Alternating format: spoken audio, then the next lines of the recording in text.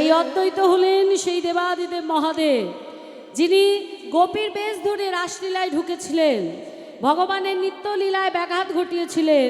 ভগবান অভিশাপ দিয়ে বলেছিলেন যে যেহেতু তুমি সামান্য মনুষ্যের ন্যায় এইরকম একটা কাজ করেছো, কারণ এই মানব জাতি আমাকে বিশ্বাস করে না, এই মানব জাতি আমাকে ভালোবাসে না, আমাকে সবসময় পরীক্ষার মধ্যে ফেলে, সেই মনুষ্য জাতির ন্যায় তুমি আমায় করেছো অবজ্ঞা, তুমি আমায় করেছো পরীক্ষা, আমার নিত্যলীলায় ব্যাঘাত ঘটিয়েছো, শাস্তি তোমায় পেতে হবে ভোলানাথ।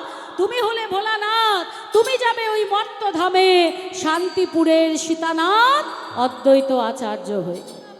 তুমি হলে ভোলানাথ, তুমি যাবে শান্তিপুরের সীতানাথ অদ্বৈত আচার্য হয়ে। ভোলানাথ কেঁদে বলে প্রভু হে, প্রভু হে, আমি তোমায় করেছি অবজ্ঞা, অবজ্ঞা, তোমায় করেছি পরীক্ষা, পরীক্ষা, তাই তোমার দেওয়া এই শাস্তি আমি মাথা পেতে নিলাম, আমি যাব ওই মর্তধামে। কিন্তু তুমি দেখো প্রভু, ওই মর্তধামে গিয়ে যে ভুল আমি এখানে করেছি, সেই ভুল যেন আমি সেখানে না করি, আমি নাম যেন ভুলি না, আমি নাম যেন ভুলি না, আমি নাম যেন ভুলি না, আমি নাম যেন ভুলি না, ওই মর্তধামে গিয়ে আমি নাম যেন ভুলি না, ওই মত্ত ধামে গিয়ে আমি নাম যেন ভুলি না। ভগবান বললেন ভোলানাথ তুমি হলে বড় চালাক, হ্যাঁ তুমি বলছো নাম যেন ভুলি না, হ্যাঁ তার মানে নাম যদি তোমায় করতে হয় তাহলে তোমার সঙ্গে আমাকেও মর্তধামে যেতে হবে। তুমি যাবার 40 বৎসর বাদে আমি যাব, যদি তুমি আমাকে নিয়ে যেতে পারো, যদি তুমি গোলকের সিংহাসন টলিয়ে দিতে পারো, তবে তোমার ডাকে সাড়া দিয়ে আমি যাব ওই মর্তধামে, আর আমার আগে তুমি গিয়ে তুমি নাম প্রচার করবে। তাই অদ্বৈত আচার্য প্রভু ভোলানাথ যখন অদ্বৈত আচার্য প্রভু হয়ে এলেন, তখন কলিজীবের দুর্দশা দর্শন করে, কখনো হুঙ্কার করে, কখনো আর্তনাদ করে, কখনো নয়ন জলে বুক ভাসিয়ে কেঁদে কেঁদে ডেকেছিলেন গোলক বিহারী শ্রীহরিকে। অদ্বৈত আচার্যের আহ্বানে গোলকের সিংহাসন নড়ে উঠল, স্থির থাকতে পারলেন নাই আমার ভগবান, ধরাধামে আবির্ভূত হতে বাধ্য হলেন। হরি বল। সেই জন্য গৌরাঙ্গ মহাপ্রভু এই অদ্বৈত আচার্যকে ভালোবেসে নারা সন্ন্যাসী বলে ডাকতেন। অদ্বৈত ভোলানাথ তিনি ভগবানকে বলছে, প্রভু এই বৃন্দাবনের মাঝে যে রাসলীলা আমার দর্শন হলো না, আমার যে ক্ষোভটা থেকে গেল, যখন আমি নবদ্বীপের মাঝে যাব তখন আমার রাসলীলা দর্শন হবে তো? ভগবান বললেন শুধু দর্শন নয়, দর্শন আস্বাদন দুটোই হবে। আমি যখন কলিযুগে নবদ্বীপের মাঝে যাব, নবদ্বীপের মাঝে শ্রীবাসাঙ্গিনায় আমি রাসলীলা করব, তখন তোমার দর্শন আস্বাদন দুটোই হবে। তাই আজকে বাকিদের যত না আনন্দ, তার থেকে ততোধিক বেশি আনন্দ হচ্ছে কার না অদ্বৈত আচার্য প্রভু। এখানে যদি আমার ভাইদের আর আমার বাবাদের নৃত্যের একটা কম্পিটিশন করা হয়, জিতবে কারা? ভাইরা জিতবে, ইয়াং জেনারেশন, তাই তো? আর আমার বাবাদের বয়স হয়ে গেছে, ওদের সঙ্গে পাল্লা দিয়ে পারবে না। কিন্তু আজকে দেখুন নবদ্বীপে উল্টো গতি। আজকে অল্প বয়সী যারা নৃত্য করছে রাসে, তাদের থেকে অনেক বেশি লাফিয়ে নৃত্য করছে আমার অদ্বৈত আচার্য। কারণ যা তিনি বৃন্দাবনে পাননি, এই নবদ্বীপের মাঝে এসে তিনি তাই পেয়েছেন। তার বৃন্দাবনে যে গোপী হয়েছিলেন, আজও বৃন্দাবনে তিনি গোপেশ্বর বাবাজি নামে, গোপেশ্বর মহাদেব নামে পূজিত হন। বৃন্দাবনে গোপেশ্বর মহাদেবের মন্দির আছে, গোপী বেশে গিয়েছিলেন, তার নাম হয়েছিল গোপেশ্বর মহাদেব। সেই মন্দির আজও বৃন্দাবনে আছে। তা আজকে সবাই মিলে আনন্দে নৃত্য করছে, সবাই নৃত্য করছে। মা শ্রীবাস পণ্ডিত নৃত্য করছে, গদাধর প্রভু নৃত্য করছে, আজ সবাই নৃত্য করছে। আর শ্রীবাস আঙিনার মাঝে কেন করলেন? ওই যে বললাম, শ্রী মানে সুন্দর, বাস মানে বাসা। বাসা যদি সুন্দর না হয়, বাসা যদি ভালোবাসা না হয়, ভগবান সেখানে বিরাজ করেন না। তাছাড়াও এই শ্রীবাস পণ্ডিত হলেন সেই দেবর্ষি নারদ, যিনি ভগবানের ইচ্ছায় এবং ভগবানের শক্তিতে শ্রীবাস পণ্ডিত রূপে কলিযুগে অবতীর্ণ হয়েছিলেন। কত বড় ভক্ত মা, কত বড় ভক্ত এই শ্রীবাস পণ্ডিত। ছোট্ট করে আপনাদের একটা দৃষ্টান্ত দিয়ে যায়। শ্রীবাস পণ্ডিতের গৃহেতে প্রত্যেক নিশীতে আমার গৌরাঙ্গ মহাপ্রভু অন্তরঙ্গ ভক্তগণ সঙ্গে করে রস আস্বাদন করতেন। প্রত্যেক নিশীতে হরিনাম সংকীর্তনে, নিশি জাগরণ কীর্তনে মানতেন দরজা বন্ধ করে। তা প্রত্যেক রাতের ন্যায় সেই রাতেও কিন্তু আমার মহাপ্রভু ভক্তগণ পার্শ্বদগণ সঙ্গে করে তিনি হরিনাম সংকীর্তনে মেতেছেন। অথচ দেখুন, শ্রীবাসের একমাত্র পুত্র, সেই পুত্র অসুস্থ, মৃত্যুশয্যায় শায়িত, এই বুঝি প্রাণ চলে যায়। মা ছেলের মাথাটা কোলে নিয়ে ঘরের অন্দরমহলে, আর সঙ্গে কিছু প্রতিবেশিনী, আর এদিকে শ্রীবাস পণ্ডিত আমার মহাপ্রভুর সঙ্গে হরিনাম সংকীর্তনে মত্ত। হঠাৎ হঠাৎ একটা ক্ষীণ কান্নার শব্দ। সেই শব্দ যখনই শ্রীবাস পণ্ডিতের কর্ণমূলে প্রবেশ করেছে, সঙ্গে সঙ্গে শ্রীবাস পণ্ডিত অন্দরমহলে ছুটে গেছে। বাবা ছুটে গিয়ে কি দেখছে? যে তার যে একমাত্র পুত্র, যেই ছেলেটি মৃত্যুশয্যায় শায়িত ছিল, তার সেই পুত্রটি মারা গেছে। মৃত পুত্রের মাথাটা কোলে নিয়ে শ্রীবাস পণ্ডিতের স্ত্রী মালিনী দেবী কাঁদছে, প্রতিবেশিনীরা ঘিরে ধরে বসে বসে কাঁদছে। শ্রীবাস পণ্ডিত ছুটে এসে মুখটা চেপে ধরে বলছে, চুপ করো, চুপ করো, চুপ করো মালিনী, তুমি চুপ করো। মালিনী গো, তোমার কান্না যদি আমার মহাপ্রভুর কানে যায়, মহাপ্রভু আমার হরিনাম সংকীর্তনে মেতেছে, তোমার কান্নার আওয়াজ তার কানে গেলে তার নামে ব্যাঘাত ঘটবে। শুধু যে নামে ব্যাঘাত ঘটবে তা নয়, অন্তরে তিনি কষ্ট পাবে, যেটা আমি সহ্য করতে পারবো না। তাই আমি বলছি তুমি চুপ করো।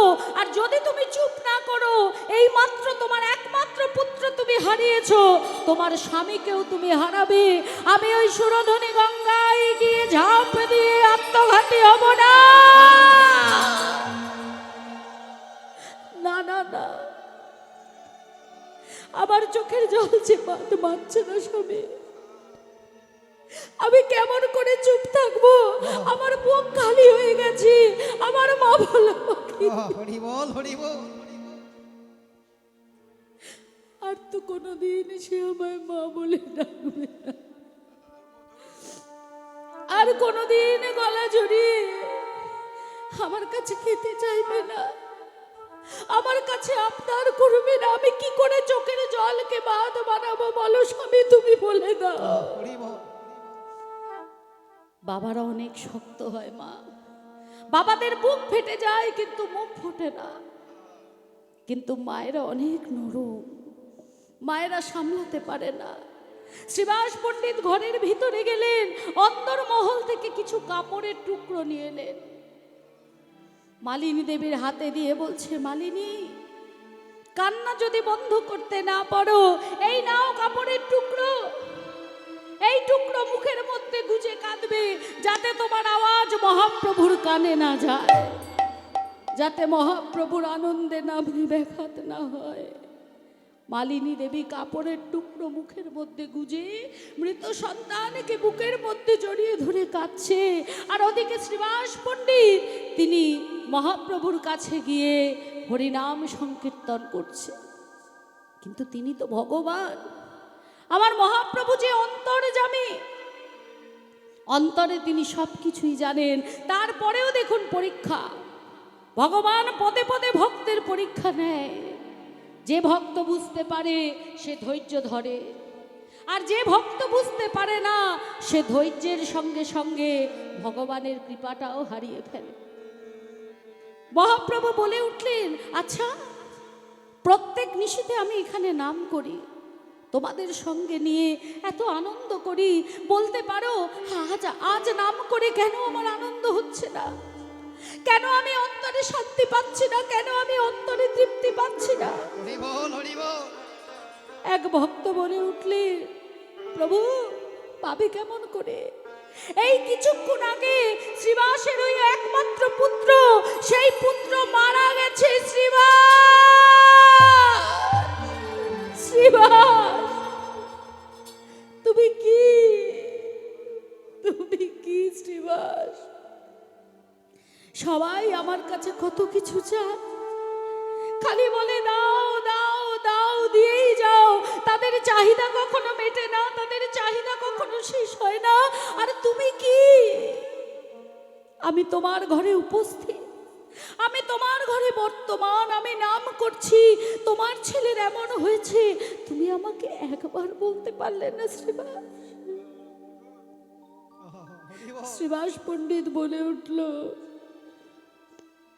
প্রভু গো, এই জগতে কে কার সন্তান, কে কার পিতা, কে কার মাতা, কে কার পুত্র, কে কার কন্যা? তুমি আমার পুত্র, তুমি আমার কন্যা, তুমি আমার পিতা, তুমি আমার মাতা, তুমি আমার বন্ধু, তুমি আমার সখা। আমি যে তুমি বই আর জানি না গৌরহরি। মহাপ্রভু শ্রীবাসকে বক্ষ মাঝে জড়িয়ে ধরলেন, মহাপ্রভুর নয়নের ধারা শ্রীবাস পণ্ডিতকে স্নান করিয়ে দিল। গৌরহরি বললেন, আমাকে একবার ভিতরে নিয়ে যাবে শ্রীবাস? শ্রীবাস পণ্ডিত যখন মহাপ্রভুকে ভিতরে আনলেন, সঙ্গে আমার নিতাই চাঁদ, মহাপ্রভু দেখছেন মালিনী দেবীর কোলে মৃত সন্তান শুয়ে আছে, মুখে কাপড় গুজে মালিনী দেবী কাঁদছে, প্রতিবেশীরা চারদিকে ঘিরে কাঁদছে। মহাপ্রভু মৃত পুত্রর দিকে তাকালেন, হাত ধরে টেনে তাকে বসালেন, বসানোর সঙ্গে সঙ্গে ছেলেটি চোখ মেলল। যে প্রশ্ন শ্রীবাসকে করেছিলেন সেই প্রশ্ন করলেন ওই মৃত পুত্রকে, কিরে এই ছোট্ট বয়সে, এই অল্প বয়সে পিতামাতাকে ছেড়ে কোথায় যাচ্ছিস? দেখুন ছেলে কি উত্তর দিচ্ছে। ছেলে বলছে, গৌরহরি, এ জগতে কে কার পিতা, এ জগতে কে কার মাতা, কে কার পুত্র, কে কার কন্যা, কে কার বন্ধু, কে কার সখা? তুমি আমার পিতা গৌরহরি, তুমি আমার মাতা, তুমি আমার পুত্র, তুমি আমার কন্যা, তুমি আমার বন্ধু, তুমি আমার সখা। যে কথা শ্রীবাস পণ্ডিত বললেন, ওই এক কথা বললাম তো পুত্র। সেই সঙ্গে বলল, আমি যে বড় ভাগ্যবান গৌরহরি, আমি যে বড় ভাগ্যবান, আমি সেই ঘরে জন্ম নিয়েছি যে ঘরে আমার কলির ভগবান শ্রীকৃষ্ণ চৈতন্য মহাপ্রভু নিশি জাগরণ সংকীর্তনে প্রত্যেক নিশীতে মত্ত হন। আর আজ তোমার শ্রীমুখ হতে নাম শুনতে শুনতে আমার প্রাণ চলে গেছে। আমি যেখান থেকে এসেছিলাম আবার সেখানেই ফিরে যাচ্ছি গৌরহরি। এই বলে ছেলেটি আবার মৃত্যু মুখে ঢলে পড়ল। যদি বলেন যে মহাপ্রভু কি পারত না ছেলেটাকে বাঁচাতে? মহাপ্রভু পারত মা, কিন্তু জীব জগৎকে শিক্ষা দেওয়ার জন্য, কারণ জন্মালে মরতে হবে, মৃত্যু যদি না হয় তাহলে সবাই যদি বেঁচেই থাকে পৃথিবী তার ভারসাম্য ধরে রাখতে পারবে না। কর্ম অনুযায়ী আমরা দেহ ধারণ করি, আমাদের যতটুকু কর্ম ততটুকুই আমাদের এখানে বাস, তারপরে আর এক সেকেন্ড এখানে থাকার অধিকার নেই। মালিনী দেবী কাঁদছিলেন, নিতাই গৌর দুই ভাই, তারা দুজনে গিয়ে মালিনী দেবীর গলাটা চেপে ধরে বললেন, মাগো তোমার এক ছেলে গেছে তো কি হয়েছে মা? আজ থেকে আমরা নিতাই গৌর দুই ভাই, আমরা দুই ভাই আজ থেকে তোমার সন্তান। কেন জানো মা? যারে কে হরি বল হরি বল। কেউ নেই তা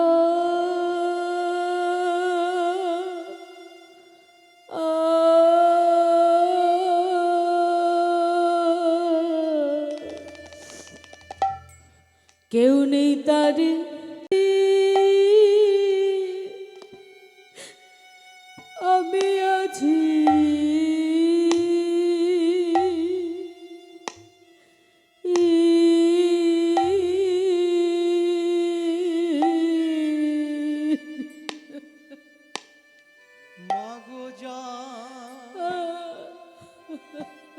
যার কেউ নেই তার গৌর হরি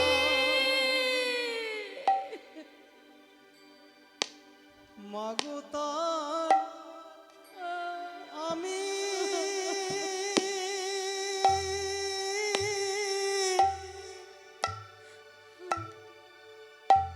আমি আছি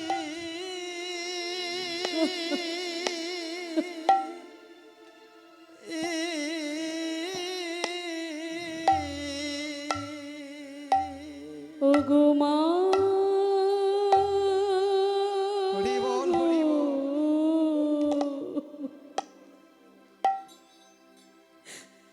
যার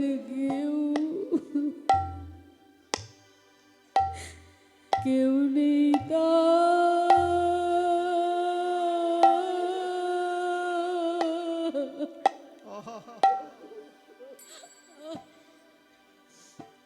তারে আমি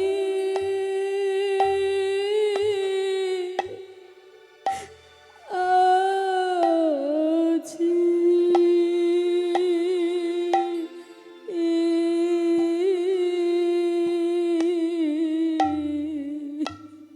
মাগো যার কেউ নেই তার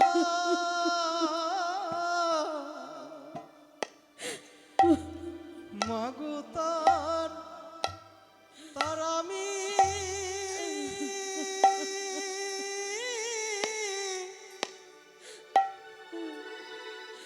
আমি আছি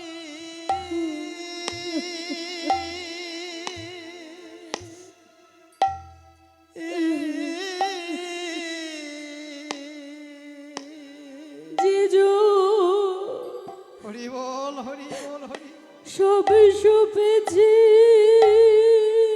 আহা সপেছি হরি বল হরি বল আমার চরণে ও গো মা গো আহা জয় গৌর হরি মাগো তার কেউ নেই তার আমি আছি মাগো যেজন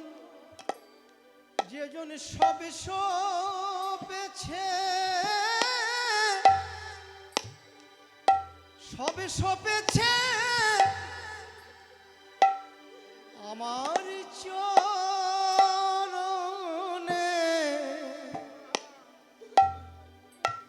মাগো যার কেউ নেই তার আমি আছি মাগো যেজন সবে সপেছে মাগো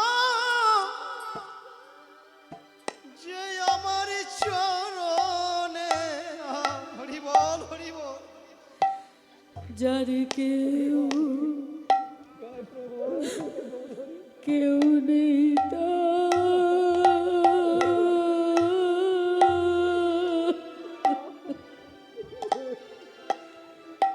তারে আমি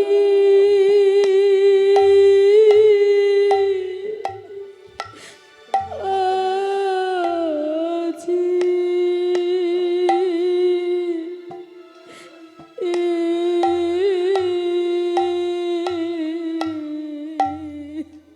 মাগো যেজন সবে গৌর হরি সপেছে মাগো সবে কিছু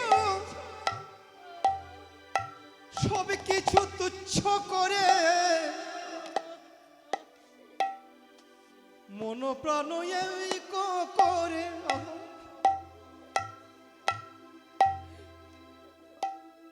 সবই কিছু ফেলে দিয়ে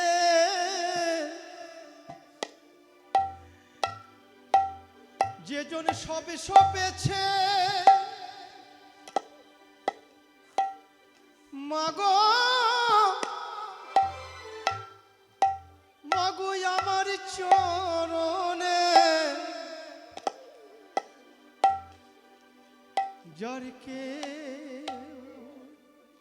কেউ নেই তার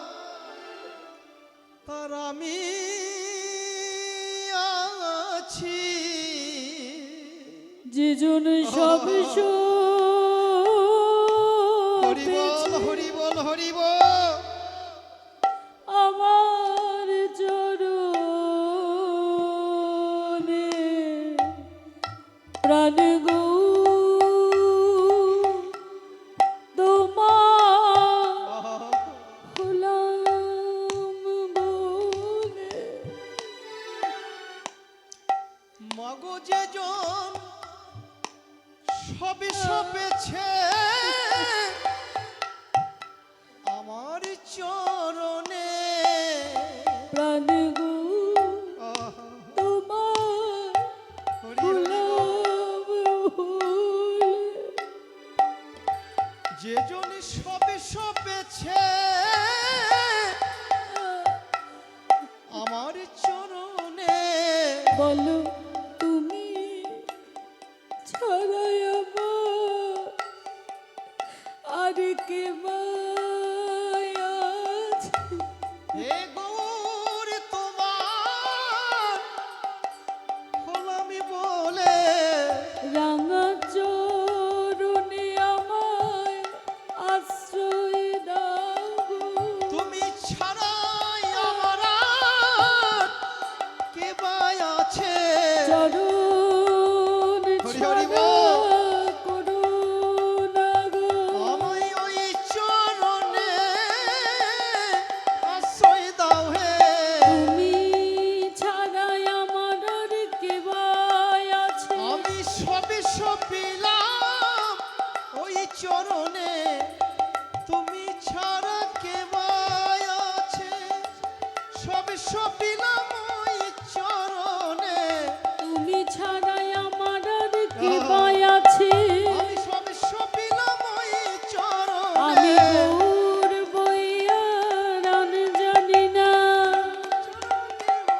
আছে গৌর বইয়া রান জানি না, ছাড়া কে বা আছে গৌর বইয়া রান জানি না।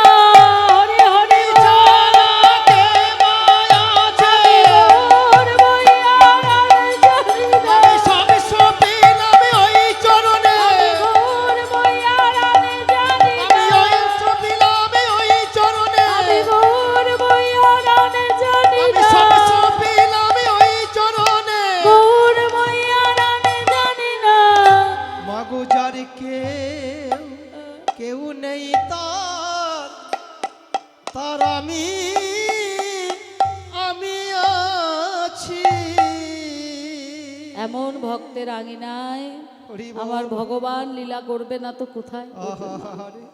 ভগবান শুধু ভক্তের বিশুদ্ধ প্রেমটুকু চায়, ভক্তি দুফোঁটা নয়ন বাড়ে, আর কিচ্ছু চায় না মা। আমাদের অনেক চাহিদা তার প্রতি, কিন্তু তার আমাদের কাছে শুধু ওইটুকু চাহিদা, প্রেম ভক্তি আর বিশুদ্ধ ভালোবাসা আর দুফোঁটা নয়ন বাড়ি, আর কিচ্ছু চায় না আমার ভগবান। তাকে মন্ডা মিঠাই ভালো ভালো রাজভোগ দেওয়ার কোনো প্রয়োজন নেই, শুধু একটি তুলসী পত্র আর হাতে একটু গঙ্গা জল নিয়ে নিবেদন করলেও হাসি মুখে ভগবান সেটা গ্রহণ করে। যদি ওই তুলসী পত্র আর গঙ্গা জলে প্রেম ভক্তি অনুরাগ মাখানো থাকে, আর আমার ভগবান কিছু চায় না। তাই আজকে রাসলীলায় সবাই নৃত্য করছে, শ্রীবাস পণ্ডিত নৃত্য করছে, গদা ধরে নাচিছে, গদা ধরে নাচিছে আমার গদা ধরে নাচিছে, আমার গদা ধরে নাচিছে দেখো বধু রঙে হেলন দিয়ে গদা ধরে নাচিছে। ওই হিলন দিয়ে গদা ধরে নাচিছে বধূ রঙ্গে হেলন দিয়ে গদা ধরে নাচিছে বধূ রঙ্গে হিলন দিয়ে পূরবের ভাবে বিভোর হয়ে বধূ রঙ্গে হরি হিলন হরি দিয়ে বল, পূরবের ভাবে নিতাই বিভোর হয়ে হরি বধূ বল। রঙ্গে হিলন দিয়ে পূরবের ভাবে বিভোর হয়ে বধূ রঙ্গে হেলন দিয়ে পূরবের ভাবে বিভোর হয়ে বধূ রঙ্গে হেলন দিয়ে পূরবের ভাবে বিভোর হয়ে বধূ রঙ্গে হেলন দিয়ে আমার গদা ধরে নাচিছে